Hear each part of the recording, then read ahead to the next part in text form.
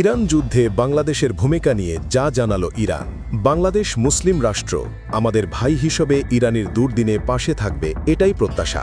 তবে ইরান ইস্যুতে বাংলাদেশ সরকারের বিবৃতি আরও স্পষ্ট হওয়া উচিত ছিল। যখন স্পেনের মতো অনেক ইউরোপীয় দেশ এবং যুক্তরাষ্ট্রের ভেতরে তাদের জনগণ মিছিল করছে, সেখানকার কর্মকর্তারা এই যুদ্ধকে সরাসরি নিন্দা জানাচ্ছে ও সমালোচনা করছে, তখন আমরা আশা করি বাংলাদেশও এ ব্যাপারে কোনো অস্পষ্ট বিবৃতি না দিয়ে বরং সুস্পষ্ট অবস্থান গ্রহণ করবে।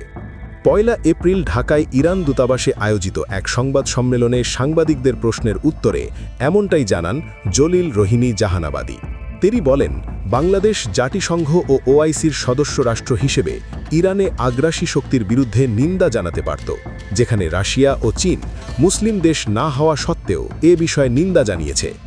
বাংলাদেশের ভূমিকায় অসন্তুষ্টি প্রকাশ করে তিনি আরও বলেন, বাংলাদেশের যে বিবৃতি প্রকাশ হয়েছে সেখানে শুধু উদ্বেগ জানানো হয়েছে, কিন্তু আগ্রাসনের স্পষ্ট নিন্দা জানানো হয়নি। বাংলাদেশের বিবৃতির প্রেক্ষিতে ইরান কি তার অসন্তুষ্টি তুলে ধরে ঢাকাকে কোনো চিঠি দেবে জানতে চাওয়া হলে ইরানি রাষ্ট্রদূত বলেন, এ বিষয়ে ইরানের পক্ষ থেকে কোনো চিঠি দেওয়া হবে না, বরং বাংলাদেশের প্রধানমন্ত্রীর সঙ্গে সাক্ষাৎ হলে বিষয়টি তুলে ধরা হবে। রাষ্ট্রদূত বলেন, এই যুদ্ধটা মূলত ইরানের বিরুদ্ধে নয়, এটা আসলে ইসলামী সভ্যতা, সংস্কৃতি এবং পুরো মুসলিম উম্মার বিরুদ্ধে একটি যুদ্ধ। সম্প্রতি ১৮০ জনের বেশি বাংলাদেশি যারা ইরানে ছিলেন তাদের নিরাপদে দেশে ফেরার ক্ষেত্রে সহযোগিতা করেছে তেহরান বলে উল্লেখ করেন তিনি। তাদের মধ্যে অনেকেই ভিসা ও পাসপোর্ট ছাড়াই ইরানে অনুপ্রবেশ করেছিল বলে দাবি তার।